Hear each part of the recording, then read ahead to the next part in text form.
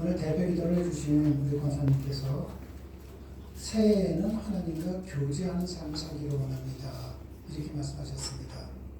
그런데 이 교제라는 것이 헬라어로는 코이노노스라고 얘기하는데, 이 코이노노스라는 뜻이 무슨 뜻이냐면요, 동업한다는 뜻입니다.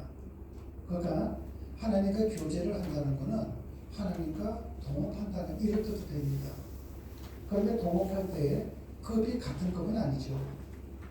하나님이 위에 계시고 우리는 아래에 있지만은, 그래도 만약에 동업한다면은 그 동업자에 대해서는 좀 알아야 되지 않겠습니까? 여러분들께서 만약에 누구랑 세상적으로 사업을 동업한다고 하면서 쳐보십시오. 그러면은 여러분들이 뭔가를 투자해서 동업을 한다면은 동업자에 대해서 아셔야 되잖아요. 똑같게 하나님과 교제하기를 원한다면은 하나님 내 인생의 동역자로 모시기를 원합니다. 하나님께서 내 신앙의 동역자 이렇게 한다면은 동역자에 대해서 아셔야죠. 그래서 우리가 지난 시간 그리고 오늘 그리고 다음 주까지 하나님이 어떤 분인가를 지금 우리가 알기를 원하는 겁니다. 그런데 여러분께서 이 말씀을 들을 때 꼭 이 원칙은 여러분들이 갖고 있어야만 됩니다. 세상에는 많은 질문을 던집니다. 그런데 어떤 질문이든 질문을 한 번은 하나인데 답은 하나일 때가 없어요. 여러 개가 됩니다. 가령 예를 들면은 여기 지금 물이 있습니다. 이 물이 있으면은 우리가 볼 때는 물이죠. 근데 물고기가 보면 어떻습니까? 집이잖아요. 그러니까 내가 볼 때는 물인데 물고기가 보면 집이 되는 거고요. 천상세계가 보면 유리가 됩니다. 그러니까 여러분들이 오늘 하나님의 말씀을 물로 볼 것이냐, 아니면 유리로 볼 것이냐, 집으로 볼 것이냐, 그건 여러분들이 택하시는 겁니다. 하나님께서 나의 동역자가 되어주신다. 그러면은 하나님이 내 동역자가 될 때, 오늘 대표 기도를 하실 때 하나님께 영광을 드러내는 삶을 살기를 원합니다. 인간이 만든 목적이 무엇인가? 웨스트민스터 신앙 고백서를 보면은 하나님 앞에 영광 돌리기 위해서 인간이 만들어졌다고 나옵니다. 여러분들이 하나님을 바르게 아실 때에만이 여러분들이 하나님 앞에 영광을 돌리는 삶을 살아갈 수 있고, 또 하나님께서는 그 대가로 여러분의 가지고 있는 소원을 이루어 주시는 겁니다. 그런데 오늘 말씀을 볼 때 여러분들이 이 부분을 생각하고서 들으시면 도움이 될 것 같아요. 제가 집에서 교회까지 나올 때 큰 길로 나올 때도 있지만 뒷길로 나올 때가 있습니다. 그런데 그 뒷길은 좀 저녁 때라든지 이럴 땐 차가 별로 없어요. 근데 밤중에는 혼자 그 뒷길로 간다. 아마 조금 용기가 필요한 길이기도 합니다. 거의 없다 보니까요. 근데 거기에 뭐가 있냐면 신호등이 3개가 4개가 있습니다. 신호등이 3개가 4개가 있는데 어떨 때 급할 때 막 가다 보면요, 차가 양쪽으로 없을 때 고민이 생기는 거예요. 이 신호를 어디로 갈까 말까. 그 주변에는 집들도 없습니다. 그러니까 이렇게 한쪽엔 산이고 한쪽도 뭐 나무들이 좀 많아요. 그런데 거기서 고민이 생기는 거예요. 이거 칠까 말까. 그런데 여기에서 만약에 제가 그 차를 가지고선 신호를 지키지 않고 확 갖다가 쳐보십시오. 그러면 옆에 만약에 어떤 차가 있다면은, 아니 교회 차가 돼가지고선 저렇게 가? 분명히 그런 분들 계실 수 있습니다. 그런데 차가 아무것도 없는데 제가 거기서 딱 신호를 지켰어요. 그러면은 같이 동승한 사람들 입장에서는 누가 본다고, 사람들도 아무도 없는데 좀 융통성 좀 가져야지, 이렇게 얘기할 수 있습니다. 제가 만약에 저희 차도 서 있고 다른 차들도 여러 개 서 있는데 어떤 차 하나가 바쁘다고 샹 하고 갖다 쳐보십시오. 뭐 저런 사람이 다 있어? 아니 질서를 지켜야지. 남 지키는 거 몰라? 제가 이 이야기를 왜 드리냐면은, 내가 욕망의 눈을 갖고 있으면은 진실된 사람은 모순으로 보입니다. 내가 만약에 진실된 눈을 갖고 있다면은 잘못된 사람들에 대해서는 모순을 느낍니다. 그러니까 여러분들이 어떤 눈을 갖고 있느냐에 따라서는 상대가 모순으로 보이기도 한다는 거죠. 그런데 여러분들이 잘못된 눈을 가지고선 진실을 모순으로 느껴진다면 하나님은 여러분을 모순덩어리로 보십니다. 이 차원에서 오늘 말씀을 보시는 겁니다. 하나님은 어떤 분이신가? 우리는 지난 시간에 우리 하나님께서는 나에게 있어야 할 것을 나보다 더 정확하게 아시는 분이라고 말씀드렸습니다. 그런데 우리가 기도할 때 보면은 하나님은 내가 기도 안 하면은 하나님은 모르시는 분이죠. 이렇게 생각하고 기도하는 분들이 굉장히 많습니다. 하나님은 여러분에게 필요한 것이 무엇인지 다 아세요. 그런데 우리 한국 기독교가 유교의 영향을 많이 받다 보니까 성도님들 가운데는 이런 분들이 계십니다. 큰 교회 목사님이 말씀하시는 거는 저건 진리야. 작은 교회 목사님이 말씀하신 것보다도 더 정확해. 이렇게 하시는 분들이 굉장히 많습니다. 그거 내려놓으셔야 돼요. 또 저 사람은 진짜 박사학위를 많이 갖고 있기 때문에 저 사람이 말한 건 맞는 거야. 여러분 그렇게 해서 생각하셔도 안 돼요. 여러분들이 지금 들어야 할 말씀은 지금 이 자리에서의 말씀입니다. 누구랑도 비교하시는 것이 아니라요. 자, 하나님께서는 내가 아는 걸 다 안다. 그러면 내가 기도할 필요가 있는가? 어떤 목사님들은 기도를 할 때에 아주 그냥 세세하게 기도하는 분도 계시는데, 기도는요, 제가 수억 번 여러분이 드렸지만 남을 위해서 기도할 때에는 저분의 아픔을 고쳐주세요. 저분의 앞길을 밝혀주세요. 그런 기도 하시는 거예요. 그런데 나를 위해서 하는 기도는 하나님, 내가 어떻게 살아가는 게 하나님께서 기뻐하시는 겁니까? 그걸 놓고 기도하는 거예요. 남을 놓고 기도하는 거와 나를 위해서 기도하는 건 다릅니다. 또한 우리 하나님께서는 내가 생각하는 것보다도 더 좋은 것을 주시는 분이십니다. 그런데 사람들이 여기서 착각을 하는 거예요. 제가 이런 예를 쓴 적이 있었죠. 제가 지금 장사를 하는데 한 달에 지금 한 100만 원씩 번다고 쳐보십시오. 제가 하나님 앞에 기도합니다. 하나님, 돈 좀 더 벌게 해주세요. 이건 제가 예니까 나를 위해서 그런 기도할 필요가 없지만은 예니까 그렇게 생각해 주십시오. 예를 들어서 한번 정상적으로 할게요. 내 자녀가 지금 사업을 해요. 100만 원을 버는데 하나님 우리 아이가 돈 좀 더 많이 벌게 해주세요. 한 달에 한 300만 원만 벌게 해주세요. 제가 이런 기도를 드렸습니다. 그런데 하나님이 보시기에 너는 겨우 300밖에 안 되니? 나는 한 1000만 원 벌게 해주고 싶은데. 자, 하나님은 1000만 원을 내 자식에게 주고 싶고 나는 그거를 모르는 가운데에서 한 300만 벌었으면 좋겠습니다. 이렇게 기도했습니다. 그러면 여러분들은 부모인 내가 300을 벌게 했다는 것보다는 1000만 원을 주고자 하는 하나님의 뜻이 이루어지기를 더 원하시죠. 누구나 다 그럴 겁니다. 그런데 하나님의 뜻이 이루어지기 위해서는 뭐가 이루어져야 됩니까? 300에 대한 내 것은 망해야 돼요. 300에 대한 내 것은 없어져야만 됩니다.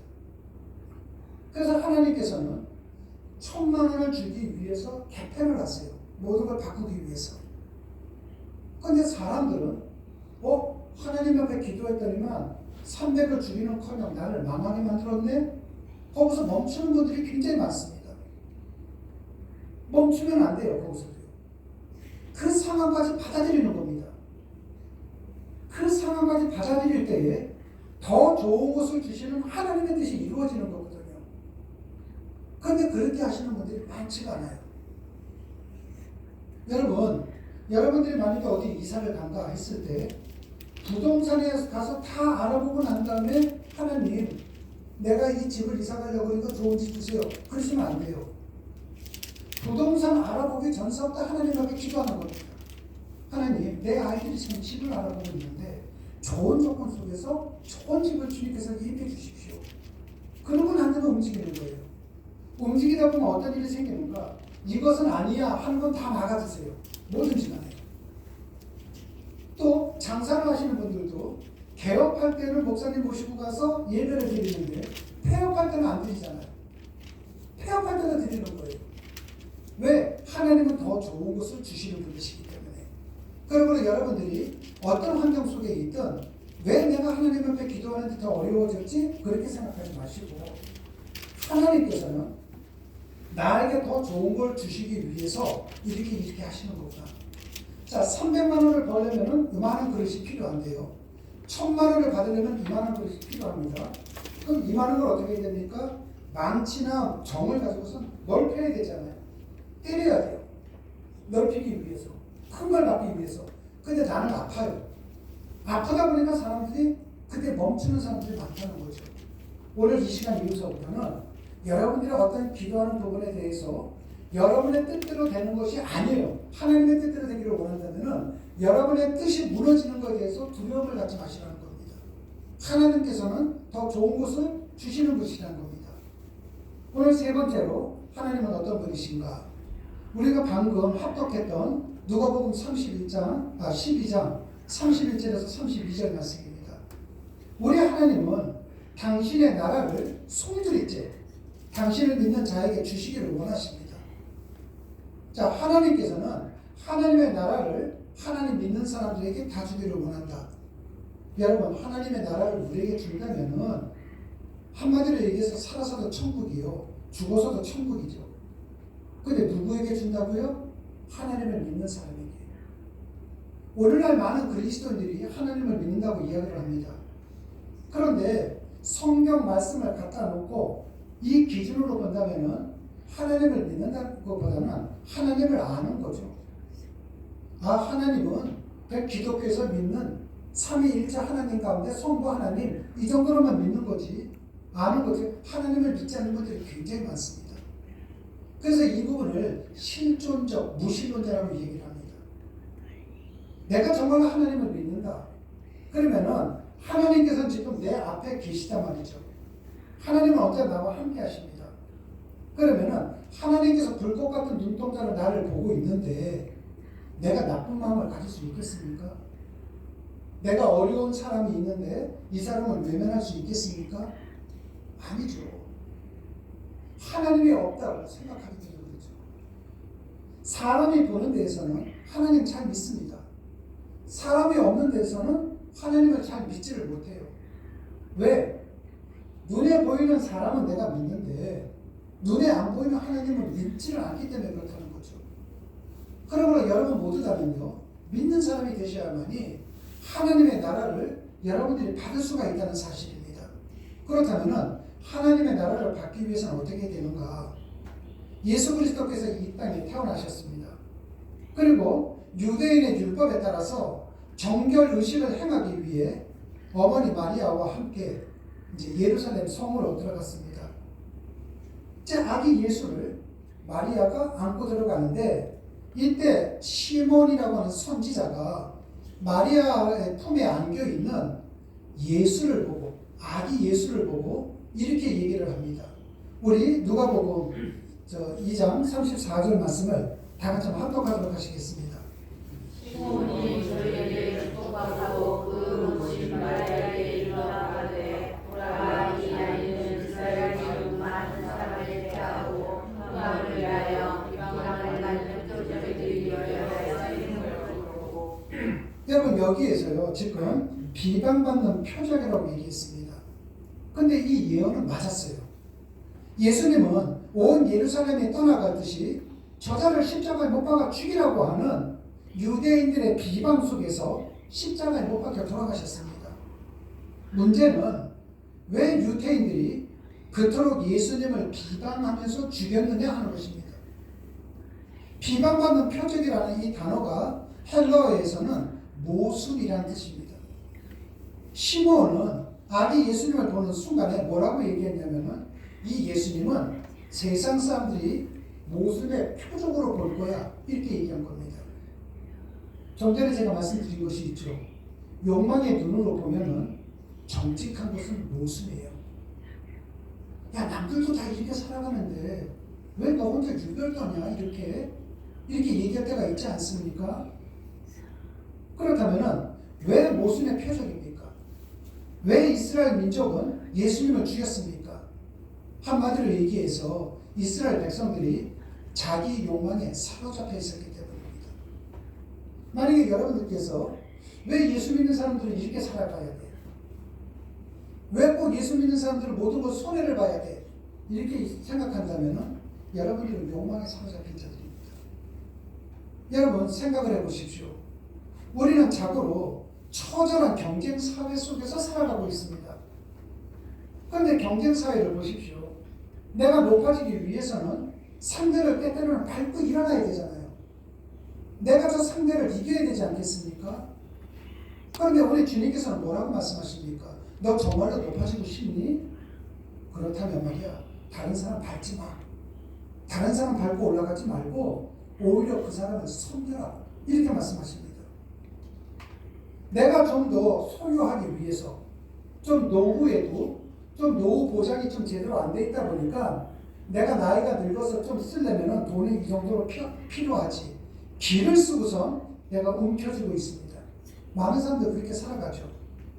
그런데 주님께서 뭐라고 말씀하십니까? 너 움켜진 거 그거 좀 손 좀 펴라. 그리고 난 다음에 네 손을 펴서 다른 사람에게 좀 나누어줘라. 그러면은 하나님의 것으로 내가 더 채워줄게. 내 목표를 이루기 위해서는 우리는 수단과 방법을 가리지 말아야 합니다. 그런데 주님께서는 뭐라고 말씀하십니까? 수단과 방법을 가리칠 생각하지 말고 하나님의 뜻이 무엇인지를 먼저 구해라. 그러면 하나님께서 모든 것을 책임져 줄게. 우리는 하루라도 더 살기 위해서 악을 써야만 합니다. 그런데 우리 주님께서 뭐라고 말씀하십니까? 너 정말 영원히 살고 싶니? 그러면 죽어라. 우리 하나님께서 말씀하시는 것은 내 생각과는 전혀 다른 것만 말씀하시는 거예요. 나는 이루고 싶으면은 야 그렇게 하지 말고 저렇게 해. 저렇게 하고 싶으면은 아 그렇게 하지 말고 이렇게 해. 그럼 우리는 따지게 되는 거죠. 하나님한테요. 하나님 남들도 다 그렇게 사는데 그렇게 사는 사람들이 세상에서 성공하고 그렇게 사는 사람들이 세상에서 편하게 살고 그렇게 사는 사람들이 자기 자식 공부 더 많이 시키고 그렇게 사는 사람들이 이 세상에서 떵떵거리고 사는데 왜 하나님 나는 그렇게 살지 말라는 겁니까? 이렇게 얘기할 때가 많습니다. 여러분 제가 비하하는 얘기는 절대로 아닙니다. 비하하는 얘기는 아닙니다. 어젠가 그제 우리나라의 그 유명한 가수 한 분이 세상을 떠났습니다. 그렇다면 여러분 생각을 해보십시오. 그분이 젊었을 때에도 정말 쨍하고 해 뜰 것 같은 삶을 추구하면서 살지 않았겠습니까? 그런데 죽음을 하루 이틀 정도 남겨두고서 그분이 어떤 생각을 했을까요? 이 세상에서 쨍하고 해 뜰 날 이것을 목표로 삼고선 살지 못했던 걸 후회했겠습니까? 아니요. 죽기 전에 사람들은 모두 다가 내가 이 세상을 지금까지 그렇게 살아왔던 것을 후회한다고 합니다. 그래서 연세가 많으신 분들이 자녀들에게 하는 이야기가 뭡니까? 세상 그렇게 살지 말아라. 살고 보니까 말이야. 꼭 그렇게까지 살 필요는 없었어. 항상 그 경험들을 해보시니까 다 알지 않습니까? 아름다움 살지 마. 너는 네 인생을 살았으면 좋겠어. 왜 그런 얘기하는 겁니까? 지금까지 살아오면서 내 인생을 못 살아왔거든요. 처음에 젊었을 때에는 내 인생을 즐기는가 했는데 아기가 태어나니까 내 자식을 위한 인생을 살아가죠. 진이 다 빠지고 나니까 이제 내가 할 수 있는 것이 없네요. 모든 거 돌이켜보게 되겠죠. 그러다 보니까 뭐라고 얘기합니까? 너무 욕심 부리면서 살지 마. 우리 예수님께서 하시는 말씀이 그겁니다. 세상 사람들이 그렇게 산다 할지라도 너 욕심을 부리면서 살지 마. 그렇게 말씀하시는 예수님, 욕망의 눈을 갖고 보니까 이거 모순덩어리거든요. 그래서 어떻게 합니까? 십자가를 못 박아 죽인 겁니다. 그렇다면 2000년 전에만 그런 일이 있었는가? 그렇지는 않습니다. 이 자리에 계신 여러분을 포함해서 이 땅에 있는 모든 그리스도인들이 내가 하고 싶은 것을 위해서 하나님을 멀리한다? 십자가에 못 박는 겁니다. 내가 이 세상에 나가서 하나님을 믿는 사람으로서 세상 사람들과 똑같이 살아간다? 예수님은 십자가에 못 박는 겁니다. 왜? 예수님이 살라고 예수님께서 이렇게 살라고 한다면은 나는 꼭 가난뱅이가 될 것 같거든요. 예수님께서 너희들 이렇게 살아야 돼. 이대로 살면은 내 인생이 꽉 막힌 것 같거든요. 그러다 보니까 예수님은 모순덩어리예요. 그래서 내 인생에서 하나님이 일이 돼야 되는데 언제나 두 번째, 세 번째가 되는 겁니다. 하나님을 내 인생의 최우선으로 삼는 것이 아니라 내 인생에 있어서 가장 마지막으로 삼는다면 그 하나님이 나를 도와주시겠습니까? 만약에 여러분들이 어떤 대인관계를 가지실 때 어떤 사람이 여러분을 집사님, 권사님은 내 인생의 최고야 이렇게 얘기한다면 뭔가 내 기분이 좋아지겠죠. 그런데 누군가가 여러분을 무시하는 사람이 있다고 쳐보십시오. 무시하는 사람이 있을 때 여러분은 어떤 생각을 갖습니까? 뭐 도와주고 싶은 마음도 안 생기겠죠. 나를 무시하는데. 하나님도 똑같습니다. 여러분들이 하나님을 1순위로 삼을 때에 하나님의 나라, 하나님의 권능은 여러분의 나라, 여러분의 권능이 되는 거예요. 그런데 하나님을 필요할 때만 찾고 평상시는 안 찾는다? 하나님과 여러분은 무관한 자가 된다는 거죠. 여러분, 예수님을 한번 보십시오. 예수님께서는 이 땅에 계실 때 당신의 손으로 땅을 한 평이라도 산 적이 없었습니다. 그런데 지금은 어떻습니까? 이 지구는 물론이거니와 우주를 통치하시는 하나님이 되셨습니다. 여러분, 그분께서는 이 땅에 오셨을 때에 사람의 법칙에 따라 살지 않고 하나님의 법칙으로 살았습니다. 그 결과가 어떻습니까? 하늘과 땅과 음부의 모든 권세를 다 가지셨습니다. 그렇다면 이러한 모습을 보면서 우리는 어떻게 살아갈 것인가? 욕망의 법칙이 난무하는 이 세상의 법칙을 가지고 살아갈 것인가? 아니면 세상의 법칙과는 전혀 다른 하나님의 법칙대로 살아갈 것인가? 우리는 선택을 해야 합니다. 내가 하나님 앞에서 걸어갈 것인가? 내가 사람 앞에서 걸어갈 것인가? 이 세상은 누구나 세상을 떠나야 되지 않겠습니까? 그러므로 내가 일시적인 삶을 살 것인가? 영원한 삶을 살 것인가? 내가 진리 안에서 살 것인가? 진리 밖에서 살 것인가? 그것은 우리가 선택해야 할 문제입니다. 저는 여러분 모두다가 하나님의 나라가 여러분의 나라가 되기를 원하고 하나님의 권능이 여러분의 삶 속에 임함으로 인해 여러분의 소원이 이루어지고 여러분의 자녀들의 모든 삶, 손자 손녀들의 모든 삶 속에 하나님의 은혜가 가득 차기를 원한다면 세상의 법칙을 내려놓으시고 하나님의 법칙을 따르는 여러분들이 되시기를 축원합니다. 우리 요한복음 5장 17절 말씀을 다 같이 합독하도록 하시겠습니다. 예수께서 저희에게 이르시되 내 아버지께서 이를 기다리시니 나도 일하노라 하시니. 아멘. 여러분, 네 번째로 우리 하나님은 어떤 분이신가? 우리 하나님은 지금도 일하시는 분이십니다.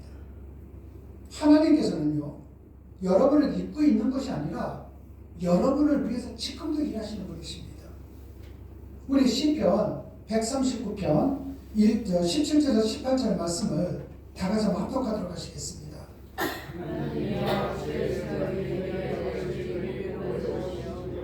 그 수가 없이 많으시오. 내가 슬퍼할지라도 그 수가 우리보다 많으리라. 내가 갈 때에도 오히려 한 마리 나이다.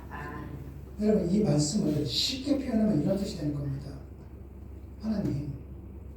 하나님께서 나를 위해 아름다운 생각들을 어떻게 이렇게 많이 갖고 계셔요? 내가 잠을 자다가 불현듯 눈을 떠봐도 하나님께서는 졸지도 않고 주무시지도 않고 두 눈을 뜨고 나를 지금 바라보고 계십니다. 그런데 하나님의 그 생각이 보여요. 내가 얘한테 뭐를 해줄까? 내가 어떤 걸 해줄까? 하나님은 어떻게 나에 대해서 이런 생각을 하고 계십니까? 여러분, 우리 하나님께서는요, 우리는 잠자지만은, 우리는 졸지만은, 우리 하나님께서는 졸지도 않고 주무시지도 않고 나를 위해 지금도 동서남북에서, 미국에서, 일본에서, 중국에서, 한국에서 어디서든 나를 위해 일하고 계시는 분이시라는 겁니다. 우리 하나님께서 나를 위해 일하신다, 이 믿음을 갖고 살아간다면은 우리는 어떻습니까? 우리의 삶이 달라질 수밖에 없죠. 때때로 우리가 이렇게 얘기할 때가 있습니다. 하나님, 도대체 하나님 살아계셔요? 내가 지금 이렇게 힘든데 하나님 뭐 하고 계시는 거예요? 아버지 하나님, 내가 지금 이렇게 힘드는데 하나님 내 음성이 안 들리세요? 이렇게 할 때가 있습니다. 그런데 여러분, 그렇게 하기 전에 먼저 한번 생각을 해보십시오. 왜 그렇게 된 겁니까? 왜 그렇게 힘든 겁니까? 어떤 부분이 힘든 겁니까? 그 힘든 일이 처음부터 힘들지는 않았을 거예요. 왜? 그 일이 처음부터 힘들면 여러분들은 시작하지 않았을 것입니다. 그런데 뭔가가 내가 시작한 것이 있기 때문에 그것이 진행이 되는 거고, 진행 과정 속에서 나를 힘들게 하는 거잖아요.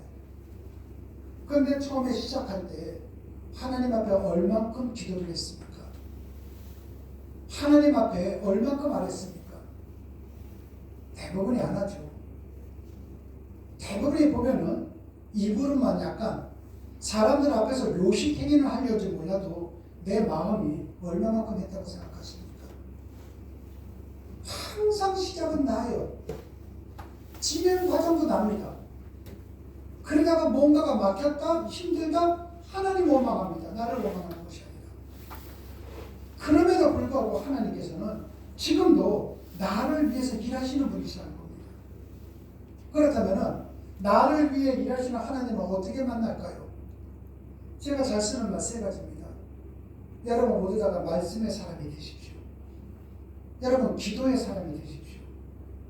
여러분 모두 다 예배의 사람이 되십시오. 말씀과 기도와 예배를 통하면 그 하나님을 만나게 되는 것이고, 그 하나님을 만날 때에 지금도 나를 위해 일하시는 것이 느껴진다는 것이죠. 우리가 5번째입니다. 하나님은 어떤 분이신가? 우리 요한복음 10장 17절 말씀을 다 같이 한번 합독하도록 하시겠습니다. 이게 잘못되네요. 제가 공격해드리겠습니다. 아버지께서 나를 사랑하시는 것은 내가 다시 목숨을 얻기 위하여 목숨을 버리리라. 예수님께서 말씀하셨습니다. 하나님 아버지께서 나를 사랑하신다. 왜냐하면 내가 다시 목숨을 얻기 위해서 목숨을 버릴 줄 알기 때문이라는 것입니다. 여기서 버린다는 것은 뭐고 다시 얻는다는 것은 무엇이냐면은 여러분 육적인 생각은 버리시라는 겁니다.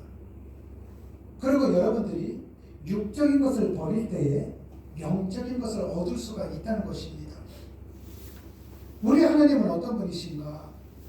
영의 사람이 되기 위하여 육의 사람을 언제나 버릴 줄 아는 사람, 자기 부인을 하는 사람을 기뻐하신다는 것입니다. 여러분, 하나님은 영이시잖아요. 영은 영끼리 통하거든요. 그렇기 때문에 여러분들 모두 다가 영적인 사람들이 되셔야만 된다는 겁니다. 그렇다면 영적인 사람이 되기 위해서는 어떻게 해야 되는가? 내 육적인 생각을 내려놓으시라는 거예요. 여러분 육적인 생각을 내려놓으라고 할 때 모든 걸 내려놓는다는 뜻이 아니라 욕망이 앞선 것을 내려놓으라는 겁니다. 사람들은 내가 생각하는 욕망도 욕망이라고 생각을 안 합니다. 내가 생각하는 건 모든 게 다 정당하다고 생각을 해요. 그런데 남이 볼 때에는 저것은 정당한 것이 아니라 저건 욕망이에요. 남들이 볼 때에도 저게 욕망이라는 것을 안다면은 하나님 보시기에는 더욱더 욕망이 짙어질 수밖에 없죠. 여러분 욕망과 욕망이 아닌 거 구별하는 방법이 있잖아요. 내가 이걸 함으로 인해서 나와 내 가족만을 위한 것이다. 이건 욕망입니다. 근데 욕망의 사람들 특징이 뭡니까? 내가 도둑질한 것도 아니고 내가 열심히 땀을 흘려서 내가 돈을 벌어서 나와 내 가족이 잘 먹고 잘 사는 것이 왜 욕망이야? 얘기하는 분들이 계십니다. 왜? 욕망 속에 있다 보니까 욕망이 진실이 된 것이거든요. 여러분 이 세상을 보십시오. 세상은 혼자 사는 세상이 아닙니다. 더불어 사는 세상이거든요. 함께 살아가는 겁니다. 제가 만약에 머리카락이 길어졌습니다. 저는 이발소를 찾아가야 됩니다. 제가 옷을 사 필요합니다. 옷 사는 데로 가야죠. 모든 사람들이 합력하여 선을 이루면서 살아가는 세상인데 나만을 위한다? 그때를 한번 잘 생각을 해보십시오. 나만을 위하고 내 가족만을 위하는 삶을 살아가는 사람들이 얼마만큼 정직하게 살아간다고 생각하십니까? 일례를 예를 든다면 대한민국 공무원들 가운데에서 월급이 제일 많으신 분이 대통령입니다. 대통령보다 더 많은 월급을 받는 사람은 없겠죠. 그런데 어떻게 일부 공무원들 가운데에서는 몇십억짜리 아파트에서 어떻게 삽니까? 그 월급을 받고서는 살 수가 없지요. 강남에 가면은 20억, 30억. 요번에 롯데에서 얼마 전에 그 롯데에서 만들어가고 분양했던 아파트는 100몇십억이 됩니다. 어떻게 삽니까? 그런 데에서 살 수가 없죠. 여러분, 좀 연예인들이 어디 가서 노래를 한번 부른다?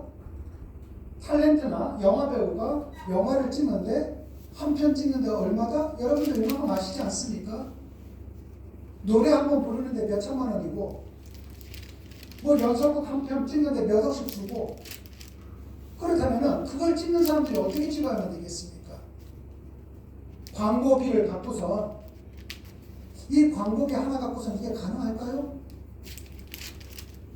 여러분, 자기만을 생각하고 자기 가족만을 생각해 나간다면 내가 알게 모르게 내 욕망이 투사되는 경우가 얼마나 많습니까? 근데 여러분들이 어떤 물질을 벌 때에 내가 이렇게 돈을 버는 것은 나뿐만이 아니라 내가 이 다른 사람들과 더불어 살 때 내가 그런 목적을 갖고 돈을 벌어야지. 그거는 하나님 나라를 목적으로 두고 사는 사람입니다. 근데 여기 오해하지 마세요. 내가 돈을 벌어갖고 남들에게 좀 구제도 하고 선행도 베풀고 이걸 얘기하는 것이 아닙니다. 정직하게 보시라는 겁니다. 내가 정직하게 버는 것이 이웃을 생각하면서 버는 겁니다. 그런데 이 정직이 살기 위해서는 나라는 틀을 깨기 전까지는 불가능합니다. 나라는 틀을 깰 때에만이 정직이 되거든요. 여러분, 사람은 흙으로 만들었고 콩 심은 데 콩 나고 팥 심은 데 팥 난다고 흙으로 만들어진 인간은 정직해야 한다고 우리가 한번 말씀을 드린 적이 있습니다. 그런데 우리 사회는 어떻습니까? 정직한 사람 보기가 하늘의 별따기입니다. 그만큼 우리는 부정직에 만성화가 되고 있다는 것입니다. 그래서 우리 하나님께서 뭐라고 말씀하시는가? 자기를 부인할 줄 아는 사람. 내가 육적인 욕망의 생각을 내려놓을 때 내가 내려놓는 순간에 하나님은 우리에게 영을 주시는 분이시라는 겁니다.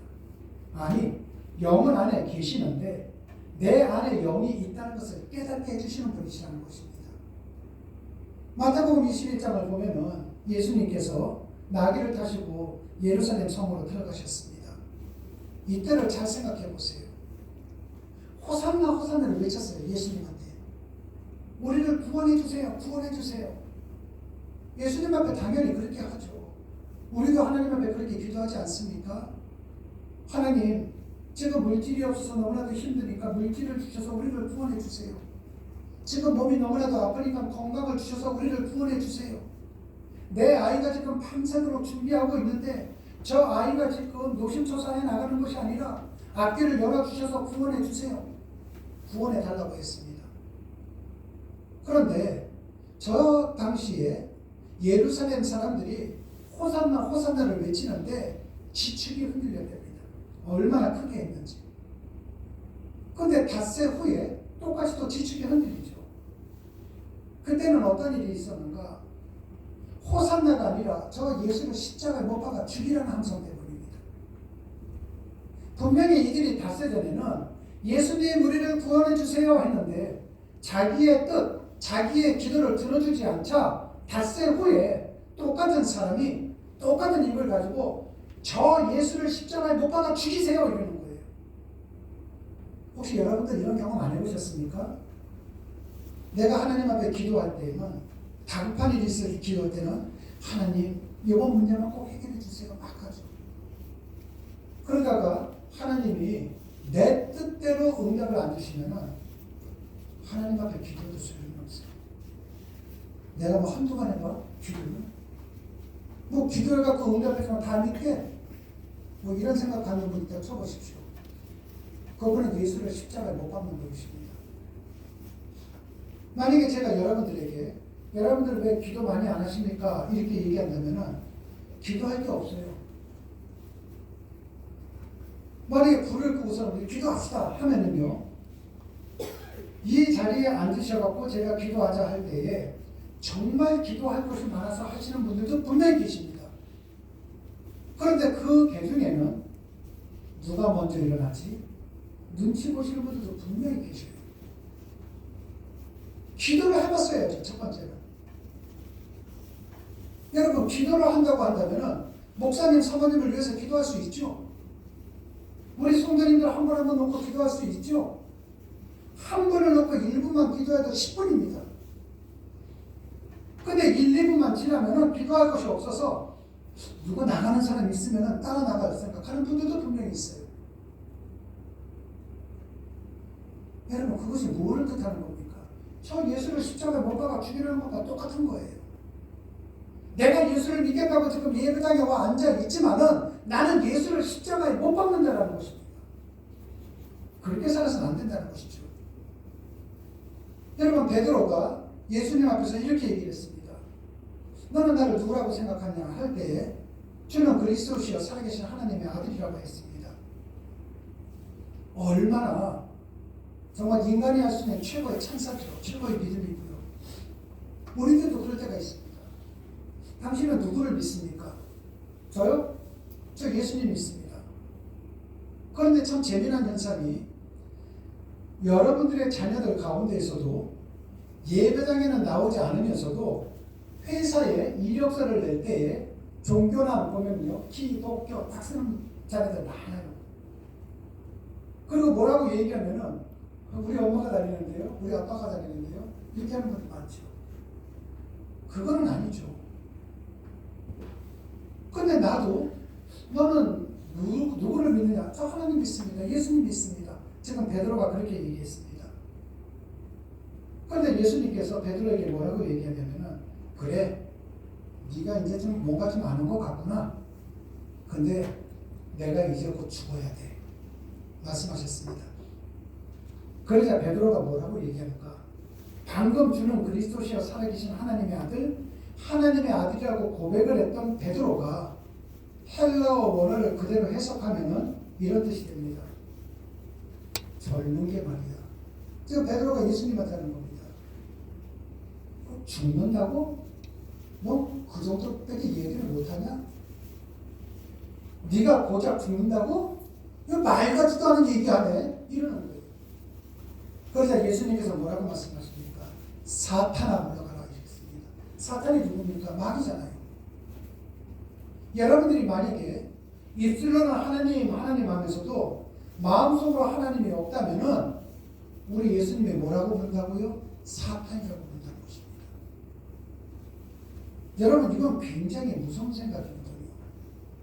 내가 육적인 생각, 내 욕망인 생각, 하나님보다도 내 생각을 먼저 해 나간다면은 나는 사탄이 된다는 거예요. 그렇다면은 이러한 무서운 이야기를 오늘 왜 이 자리에서 선포할까요? 지금 이 자리에 계신 여러분에게 기회를 주시는 겁니다. 여러분들이 어떤 생활을 하시든 항상 하나님을 우선적으로 생각하는 삶을 살아가는 것입니다. 예배를 우선시하시고 말씀을 우선시하시고 매일같이 기도하시라는 것입니다. 사도 바울이 이렇게 고백을 합니다. 합독하시겠습니다. 그러나 내가 그리스도 예수 전에서 가진 바 너희에게 대한 나의 자랑을 두고 사랑하노니 나는 날마다 죽노라. 아멘. 여기서 죽는다는 것은요, 내 욕망을 죽이는 걸 얘기하는 것입니다. 여러분, 이 세상을 살다 보면은 왜 우리가 살고 싶은 세계가 없겠습니까? 때때로는 나도 이렇게 살고 싶고 나도 저렇게 살고 싶고 우리가 그런 생각 다 가질 수는 있죠. 그런데 문제는 나는 이렇게 살고 싶은데 이렇게 살아지지가 않는 게 문제예요. 나도 행복하게 살고 싶은데 행복하게 살아지지 않는 게 문제예요. 그런데 하나님께서 뭐라고 말씀하셨습니까? 내가 그 문제 해결해 준다는 거예요. 하나님께서는 내가 행복하게 살고 싶어하는 마음, 그것이 현실화될 수 있게끔 도와주시겠다는 것입니다. 그런데 우리 하나님께서는 그냥 도와주시겠다는 것이 아니라 너희들이 정말 나를 믿으라는 거예요. 그렇다면 여러분들이 하나님을 믿는 것이 어떻게 믿는 겁니까? 그냥 여러분들이 예배당에 오셔서 예배 한 번만 드리면 하나님 믿게 되는 겁니까? 그거 아니에요. 여러분들의 진짜 예배당은 순복음 비전교회 여기가 아니라 여러분의 삶의 현장입니다. 여러분의 삶의 현장에서 욕심 부리면서 살지 마세요. 여러분의 생각만이 옳다고 하면서 살지 마세요. 여러분의 기준으로 누군가를 평가하지 마세요. 여러분들이 내가 생각하는 것만 옳다고 생각하지 마세요.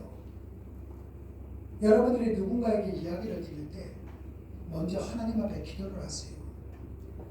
하나님, 나는 죄인인데, 하나님, 나는 항상 모든 것이 부족한데 내 입술이 자꾸만 나를 교만으로 끌고 가고 있습니다. 나를 막아주세요. 하나님, 이제 내 욕망까지도 나는 정상적으로 생각하는 만큼 나는 욕망에 물든 사람입니다. 내 이 욕망의 입을 가지고 누구를 평가합니다. 내가 이 욕망의 눈을 가지고서 누구를 바라봅니다. 내려놓기를 바랍니다. 기도하시는 겁니다. 그래서 여러분들이 예배당에 오셔서는 하나님의 말씀을 듣고 이 말씀을 들은 걸 가지고 삶의 현장에 나가서 여러분의 욕망을 내려놓고 하나님의 말씀대로 살아간다면 하나님은 여러분의 모든 것을 책임져 주신다는 거예요. 어떻게 사시겠습니까? 그렇다면 지금까지 살아온 것처럼 내가 끙끙 전전긍긍하면서 사시겠습니까? 아니면 내가 좀 받아들이기 힘들다 할지라도 하나님을 온전히 믿음으로 인해 하나님께서 내 삶 속에, 내 자녀들의 삶 속에, 내 손자 손녀들의 삶 속에 하나님의 권능이 임하는 삶을 사시겠습니까? 여러분들이 올바른 판단을 하셔서 그렇게 살아가시기를 주님의 이름으로 축원합니다. 기도하시겠습니다. 하나님 아버지, 우리의 모든 문제가 믿음의 문제입니다. 우리가 하나님이 아니라 재물의 안정감을 두고 사는 어리석음에서 벗어나게 도와주시옵고 우리의 생명이 그리스도의 피값만큼이나 귀하다는 사실을 기억할 수 있도록 은혜를 베풀어 주시옵소서. 그래야 우리의 귀한 생애가 덧없는 재물이 있고 없음에 매이는 것이 아니라 하나님 나라와 의를 위해 사는 가치 있는 삶이 될 수 있도록 복을 내려 주시옵소서. 무엇을 먹을까? 무엇을 마실까? 무엇을 입을까? 염려하며 살아가는 인생이 아니라 영혼을 바라보고 소망하는 믿음의 사람으로 살아갈 수 있도록 은혜를 베풀어 주시옵소서. 주님 고맙습니다. 예수님 이름으로 기도드렸습니다. 아멘.